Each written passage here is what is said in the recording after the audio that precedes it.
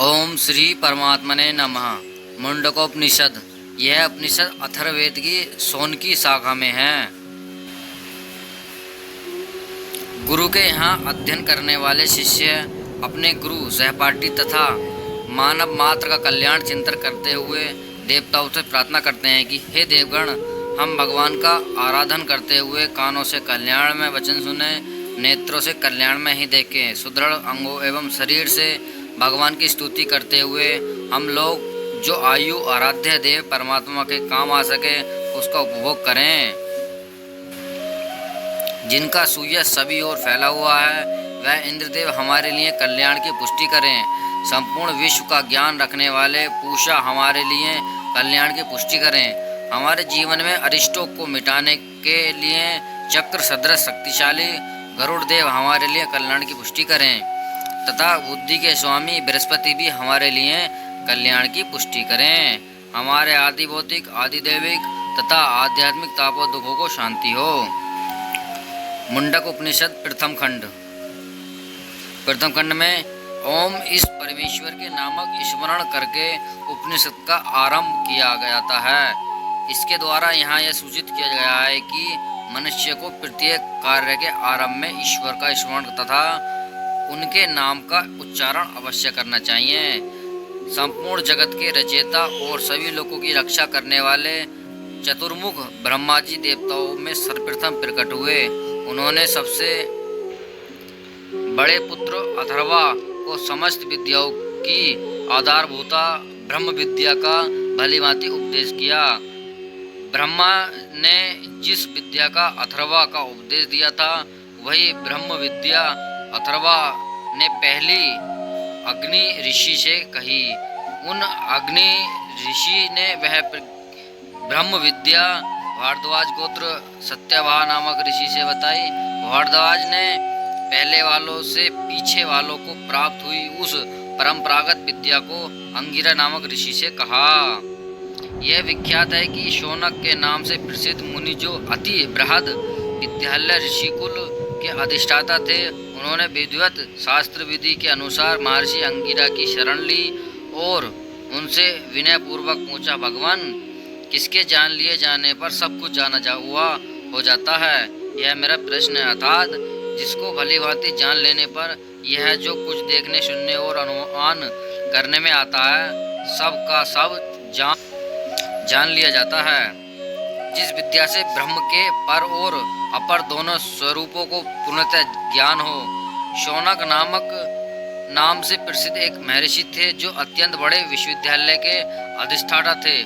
पुराणों के अनुसार उनके ऋषिकुल में 80,000 ऋषि रहते थे। वह परम तत्व है, कृपया बतलाइए कि उसे कैसे जाना जाए। उन शौनक मुनि से विख्यात महर्षि अंगिरा बोले, ब्रह्म को जानने वाले इस प्रकार निश्चय पूर्वक कहते आए हैं कि दो विद्याएं मनुष्य के लिए जानने योग्य हैं, एक परा और दूसरी अपरा। उन दोनों में से ऋग्वेद, यजुर्वेद, सामवेद, अथर्ववेद, शिक्षा, कल्प, व्याकरण, निरुक्त, छंद, ज्योतिष है सभी अपरा विद्या हैं।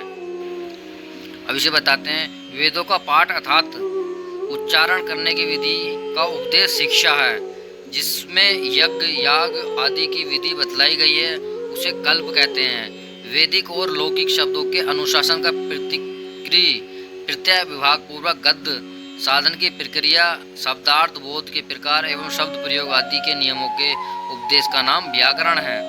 वैदिक शब्दों का जो कोश है जिसमें अमुक पद अमुक वस्तु का वाचक है, यह बात कारण सहित बताई गई है, उसको निरुक्त कहते हैं।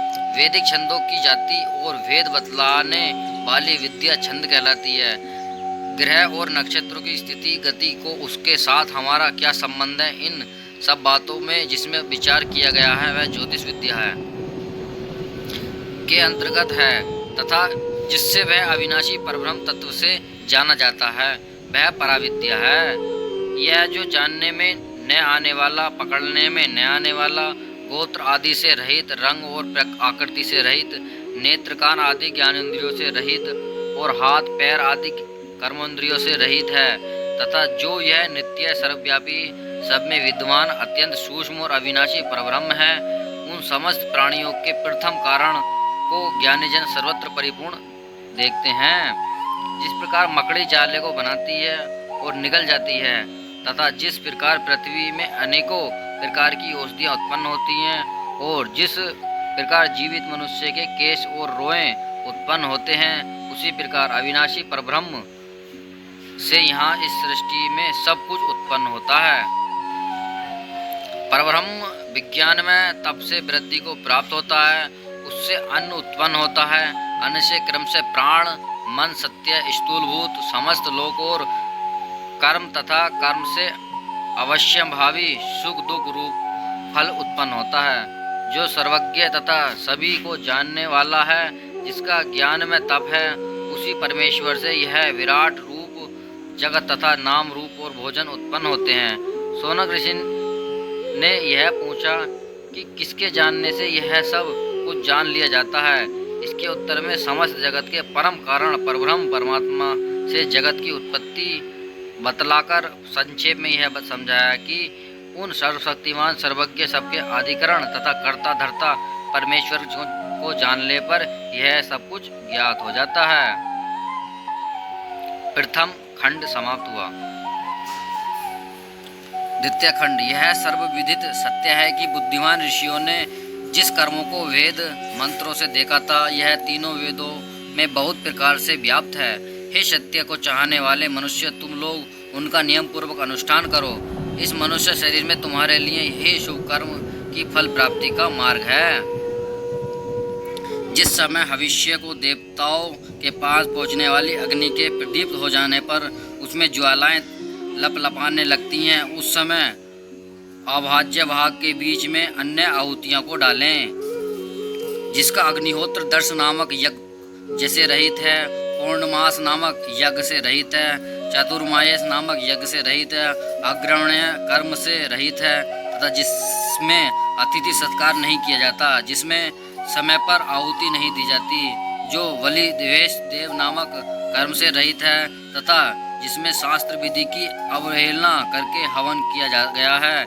ऐसा अग्निहोत्र उस अग्निहोत्री के सातों पुण्य लोकों का नाश कर देता है, अर्थात उस यज्ञ के द्वारा उसे मिलने वाले जो पृथ्वी लोक से लेकर सत्यलोक तक सातों लोगों को प्राप्त होने वाला योग भोग है, उसमें वह वंचित रह जाता है। जो काली कराली मनोवज्वा सुभोदिता सुधमुव्रणा स्फुलिंगिनी तथा विश्वरुचि देवी, यह सात अग्निदेव की लपलपाती हुई जिहाएं हैं। जो कोई भी अग्निहोत्री इन देव्यपान ज्वाला में ठीक समय पर अग्निहोत्र करता है, उस अग्निहोत्री को निश्चय ही अपने साथ लेकर यह आहुतियाँ सर्रे की किरणें बनकर यहाँ पहुँच देती हैं, जहाँ देवताओं का एकमात्र स्वामी इंद्र निवास करता है। यह देदीप्यमान आहुतियाँ आओ आओ, यह तुम्हारे शुभ कर्मों से प्राप्त पवित्र ब्रह्मलोक हैं। इस प्रकार की वाणी बार बार कहती हुई और उसका आदर सत्कार करती हुई उस यजमान को सूर्य की रश्मियाँ द्वारा ले जाती हैं। निश्चय ही यह स्वरूप यज्ञरूप 18 नौकाएं अस्थिर हैं, जिनमें नीची श्रेणी का उपासनाहित सकाम कर्म बताया गया है। जो मूर्ख यही श्रेष्ठ कल्याण का मार्ग है ऐसा मानकर इसकी प्रशंसा करते हैं, यह बार बार निसंदेह वृद्धावस्था और मृत्यु को प्राप्त होते रहते हैं। अविद्या के भीतर स्थित होकर भी अपने आप बुद्धिमान बनने वाले और अपने को विद्वान मानने वाले वह मूर्ख लोग बार बार आघात कष्ट सहन करते हुए ठीक वैसे ही भटकते रहते हैं, जैसे अंधे के द्वारा चलाए जाने वाले अंधे अपने लक्ष्य तक न पहुंचकर बीच में ही इधर उधर भटकते और कष्ट भोगते रहते हैं। वह मूर्ख लोग उपासना रहित सकाम कर्मों में बहुत प्रकार से भोगते हुए हम कृतार्थ हो गए ऐसा अभिमान कर लेते हैं, क्योंकि वे सकाम कर्म करने वाले लोग विषयों की आसक्ति के कारण कल्याण के मार्ग को नहीं जान पाते। इस कारण बार बार दुख के आतुर हो पुण्ययोजित लोगों से हटाए जाने पर नीचे गिर जाते हैं। इष्ट और पूर्त इत्यादि सकाम कर्मों को ही श्रेष्ठ मानने वाले अत्यंत मूर्ख लोग उससे भिन्न वास्तविक श्रेय को नहीं जानते। यह पुण्य कर्मों के फलस्वरूप स्वर्ग का उच्चतम स्थान में जाकर श्रेष्ठ कर्मों के फलस्वरूप वहाँ के भोग का अनुभव करके इस मनुष्य लोक में अथवा इससे भी अत्यंत हीन योनियों में प्रवेश करते हैं। किंतु यह जो वन में रहने वाले शांत स्वभाव वाले विद्वान तथा भिक्षा के लिए विचरने वाले मयामरूप तप तथा श्रद्धा का सेवन करते हैं, वह रजोगुण रहित सूर्य के मार्ग से वहां चले जाते हैं, जहां पर वह जन्म मृत्यु से रहित नित्य अविनाशी परम पुरुष परमात्मा रहते हैं।